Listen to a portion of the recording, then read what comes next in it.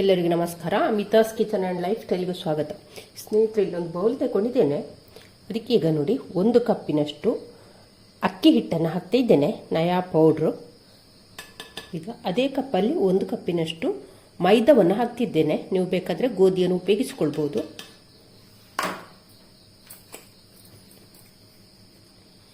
ಅದಕ್ಕೆ ಈಗ 1 ಚಿಟಿಕೆ ಸೋಡಾ, ಉಪ್ಪು.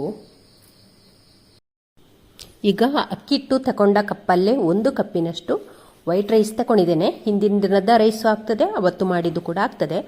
ಇವಾಗ ಅದನ್ನೆಲ್ಲ ಮಿಕ್ಸರ್ ಜಾರಿಗೆ ಹಾಕಿ ರುಬ್ಲಿಕ್ಕೆ ಬೇಕಾಗುವಷ್ಟು ನೀರನ್ನು ಹಾಕಿಕೊಂಡು ಈಗ ನಯವಾಗಿ ರುಬ್ಬಿಕೊಂಡು ಬರುವ. ಈಗ ಇಲ್ಲಿ ನಯವಾಗಿ ರುಬ್ಬಿದಂಥ ಅನ್ನವನ್ನು ಇದಕ್ಕೆ ಸೇರಿಸಿಕೊಳ್ಳ.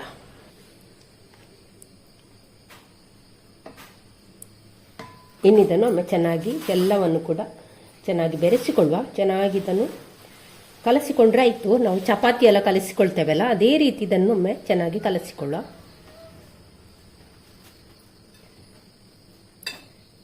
ಇವಾಗ ನೋಡಿ, ಅನ್ನದಲ್ಲಿ ಹೀಗೆ ಕಲಸಿಕೊಂಡಿದ್ದೇನೆ. ಇದಕ್ಕೀಗ ನೀರು ಸಾಲದು. ಇವಾಗ ನಾನು ಮಿಕ್ಸರ್ ಜಾರ್ ತೊಳೆದಂಥ ಒಂದು ಸ್ವಲ್ಪ ನೀರನ್ನು, 1/4 ಲೋಟ ನೀರನ್ನು ಹಾಕ್ತಾ ಇದ್ದೇನೆ. ಹಾಕಿ ಕಲಸುವ. ಎಷ್ಟು ನೀರು ಬೇಕು ಒಮ್ಮೆಗೆ ನೀರು ಹಾಕಿಕೊಳ್ಬೇಡಿ, ಸ್ವಲ್ಪ ಸ್ವಲ್ಪವೇ ನೀರು ಹಾಕಿಕೊಂಡು ಚಪಾತಿ ಹಿಟ್ಟಿನ ಹದಕ್ಕೆ ನಾವಿಲ್ಲಿ ಕಲಸಿಕೊಂಡ್ರೆ ಆಯಿತು. ಹಿಟ್ಟನ್ನು ಈ ರೀತಿ ಕಲಸಿಕೊಂಡಿದ್ದೇನೆ. ಇವಾಗ ಇದಕ್ಕೆ 1 ಟೀ ಸ್ಪೂನಷ್ಟು ಎಣ್ಣೆಯನ್ನು ಹಾಕಿದ್ದೇನೆ. ಎಣ್ಣೆ ಹಾಕಿ ಒಮ್ಮೆ ಚೆನ್ನಾಗಿ ಕಲಸಿಕೊಳ್ಳುವ. ಹಿಟ್ಟು ಕಲಸುವಾಗ ಉಂಟಲ್ಲೇ, ನಮಗೆ ಇಲ್ಲಿ ಹಿಟ್ಟು ಗಟ್ಟಿಯೇ ಬೇಕು, ನೀರು ಮಾಡಲಿಕ್ಕಿಲ್ಲ. ಕಲಸಿಕೊಂಡ ನಂತರ ಒಂದು 2 ನಿಮಿಷ ಒಮ್ಮೆ ಚೆನ್ನಾಗಿ ಹೀಗೆ ನಾದಿಕೊಂಡ್ರೆ ಆಯಿತು. ನೋಡಿ, ಹೀಗೆ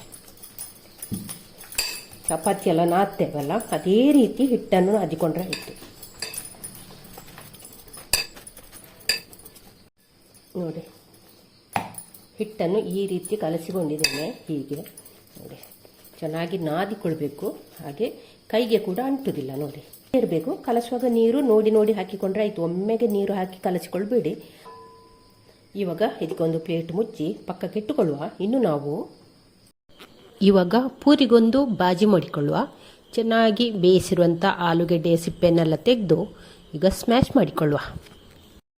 ಈಗ ಬಾಣಲೆಗೆ ಎಣ್ಣೆ ಹಾಕಿ ಸ್ಟವ್ ಮೇಲೆ ಇಟ್ಟಿದ್ದೇನೆ. ಅದಕ್ಕೀಗ ಸಾಸಿವೆ ಹಾಕಿಕೊಳ್ಳುವ.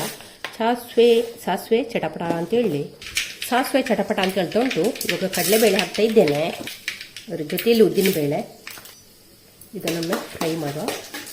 ಇವಾಗ ಇಲ್ಲಿ ಉದ್ದಿನಬೇಳೆ ಕೆಂಪಾಗುವಾಗ ಇಲ್ಲಿ ಕರಿಬೇವು ಹಾಕೊಂಡ. ಅದ್ರ ಜೊತೆಯಲ್ಲಿ ಕಟ್ ಮಾಡಿದಂಥ ಒಂದು 2 ಕಾಯಿ ಮೆಣಸನ್ನು 1 ನಿಮಿಷ ಹೀಗೆ ಫ್ರೈ ಮಾಡಿಕೊಳ್ಳುವ. ಒಂದು ಸ್ವಲ್ಪ ಬೆಳ್ಳಗೆ ಆಗಬೇಕು ಇದು ಕಾಯಿ ಮೆಣಸು ಫ್ರೈ ಆಗಿ. ಈಗ ಅದರ ಜೊತೆಯಲ್ಲಿ 2 ಈರುಳ್ಳಿಯನ್ನು ಹಾಕ್ತಾ ಇದ್ದೇನೆ. ಹಾಕಿ ಇದನ್ನು ಕೂಡ ಫ್ರೈ ಮಾಡುವ. ಈರುಳ್ಳಿ ಟ್ರಾನ್ಸ್ಪರೆಂಟ್ ಆದರೆ ಆಯಿತು, ಜಾಸ್ತಿ ಕೆಂಪಗಾಗಬೇಕು ಅಂತೇನಿಲ್ಲ. ಉಪ್ಪನ್ನು ಹಾಕ್ತಿದ್ದೇನೆ. ಈರುಳ್ಳಿ ಮತ್ತು ಮೆಣಸು ಫ್ರೈ ಆಗುವಾಗ ಉಪ್ಪು ಹಾಕಿದ್ರೆ ಉಂಟಲ್ಲ, ಅಷ್ಟು ಖಾರ ನಮ್ಮ ಮೂಗಿಗೆ ಬಡಿದಿಲ್ಲ. ಇಲ್ಲದಿದ್ರೆ ಉಂಟಲ್ಲ, ಮೆಣಸು ಫ್ರೈ ಆಗುವಾಗ ತುಂಬ ಖಾರ ಅನಿಸ್ತದೆ, ಕೆಮ್ಮು. ಅದಕ್ಕೆ ಮೆಣಸು ಫ್ರೈ ಆಗುವಾಗಲೇ ಸ್ವಲ್ಪ ಉಪ್ಪು ಹಾಕಿದ್ರೆ ಉಂಟಲ್ಲ, ಅಷ್ಟು ನಮಗೆ ಖಾರ ಅನಿಸೋದಿಲ್ಲ. ಈಗ ಇದಕ್ಕೆ ಅರ್ಧ ಟೀ ಸ್ಪೂನಷ್ಟು ಶುಂಠಿ ಬೆಳ್ಳುಳ್ಳಿ ಪೇಸ್ಟನ್ನು ಹಾಕಿಕೊಳ್ಳುವ. ಶುಂಠಿ ಬೆಳ್ಳುಳ್ಳಿ ಪೇಸ್ಟ್ ಹಾಕಿದ್ರೆ ಉಂಟಲ್ಲ, ನಮಗೆ ಗ್ಯಾಸ್ಟ್ರಿಕ್ ಎಲ್ಲ ಆಗೋದಿಲ್ಲ. ಆಲೂಗೆಡ್ಡೆ ತಿಂದರೆ ಕೆಲವರಿಗೆ ಗ್ಯಾಸ್ಟ್ರಿಕ್ ಆಗ್ತದಲ್ಲ, ಅದಕ್ಕೆ ಶುಂಠಿ ಹಾಕಿಕೊಳ್ಳಿ. ಶುಂಠಿ ಬೆಳ್ಳುಳ್ಳಿ ಜಜ್ಜಿ ಕೂಡ ಹಾಕಿಕೊಳ್ಬೋದು, ಪೇಸ್ಟ್ ಕೂಡ ಹಾಕಿಕೊಳ್ಬೋದು.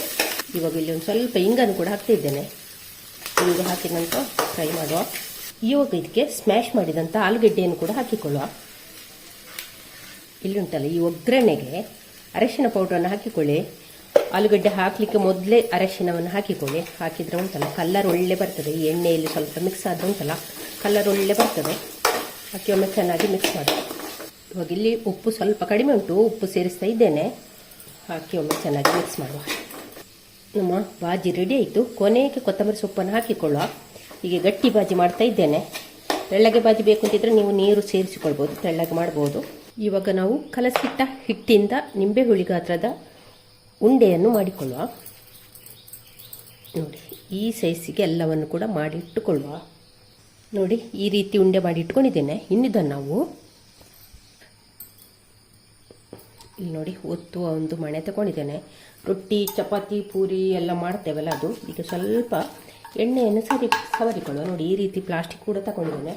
ಇದು ನಿಮಗೆ ಗೊತ್ತಿರುವ ವಿಷಯವೇ. ಅಲ್ಲಿ ಲಾಸ್ಟಿಗೆ ಒಂದು ಸ್ವಲ್ಪ ಎಣ್ಣೆ ಹಾಕಿ ಈ ಉಂಡೆಯನ್ನು ಇಟ್ಟು ಹೀಗೆ ಪ್ರೆಸ್ ಮಾಡಿದರೆ ಆಯ್ತು ನೋಡಿ. ನೋಡಿ ಹೀಗೆ ಒತ್ತಿ ತೆಗೆದ್ರೆ ಆಯಿತು ನೋಡಿ. ಈ ರೀತಿ ತುಂಬ ತೆಳ್ಳಗೆ ಬೇಡ, ಪೂರಿ ಮಾಡ್ತೇವಲ್ಲ ಅದೇ ರೀತಿ ಮಾಡಿಕೊಂಡ್ರೆ ಆಯಿತು. ಹೀಗೆ ಮಾಡುವ, ಫಸ್ಟಿಗೆ ಹೀಗೆ ಮಾಡಿ ಇಟ್ಟುಕೊಳ್ಳುವ. ನೋಡಿ ಈ ರೀತಿ ಒತ್ತಿಕೊಂಡಾಯ್ತಲ್ಲ. ಇನ್ನಿದನ್ನು ನಾವು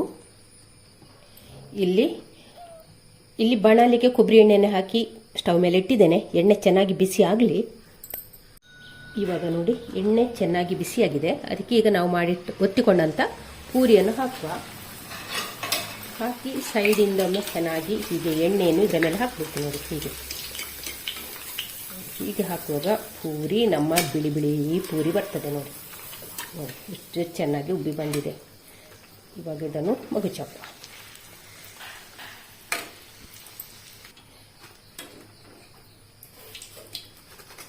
ಇವಾಗ ಇದನ್ನು ತೆಗೆಯುವ. ಇನ್ನೊಂದು ಹಾಕ್ತಾ ಇದ್ದೇನೆ. ಕಾದಂಥ ಎಣ್ಣೆಗೆ ಇಕ್ಕೊಂಡಿರುವಂಥ ಪೂರಿಯನ್ನು ಹಾಕುವ. ಹಾಕಿ ಸೈಡಿಂದ ಎಣ್ಣೆಯನ್ನು ಇದರ ಮೇಲೆ ಹಾಕಬೇಕು ನೋಡಿ. ಹೀಗೆ ಹಾಕುವಾಗ ನಿಧಾನಕ್ಕೆ ಇದು ಉಬ್ಬಿಕೊಂಡು ಬರ್ತದೆ ನೋಡಿ. ಇವಾಗ ಇದನ್ನು ಮಗ್ಚಿ ಹಾಕಿಕೊಳ್ಳುವ. ಹೀಗೆ ಎರಡು ಸೈಡು ಕೂಡ ಫ್ರೈ ಮಾಡಿ ತೆಗೆದ್ರೆ ಆಯಿತು ನೋಡಿ. ಸ್ನೇಹಿತರೆ ನೋಡಿದ್ರ ಉಳಿದಂಥ ಅನ್ನದಿಂದ ಎಷ್ಟು ಚೆನ್ನಾಗಿ ಗರಿಗರಿಯಾದಂಥ ಉಬ್ಬಿ ಬಂದಿರುವಂಥ ಪೂರಿ ನೋಡಿ. ನೀವು ಕೂಡ ಒಂದ್ಸಲ ಟ್ರೈ ಮಾಡ್ತೀರಲ್ಲ. ಹಾಗಾದರೆ ಈ ವಿಡಿಯೋವನ್ನು ಎಲ್ಲರಿಗೂ ಶೇರ್ ಮಾಡಿ. ವಿಡಿಯೋ ಇಷ್ಟ ಆದರೆ ಲೈಕ್ ಮಾಡಿ. ಹಾಗೆ ಚಾನಲ್ಗೆ ಯಾರಾದರೂ ಹೊಸಬ್ರು ಇದ್ದರೆ ಪ್ಲೀಸ್ ಸಬ್ಸ್ಕ್ರೈಬ್ ಮಾಡಿಕೊಂಡು ಚಾನಲನ್ನು ನೋಡಿ. ನಾಳೆ ಹೊಸ ಬ್ಲಾಗ್ ಅಥವಾ ರೆಸಿಪಿಯನ್ನು ಸಿಗೋಣ. ಅಲ್ಲಿಯವರೆಗೆ take care, bye bye. Thank you ಸ್ನೇಹಿತರೆ.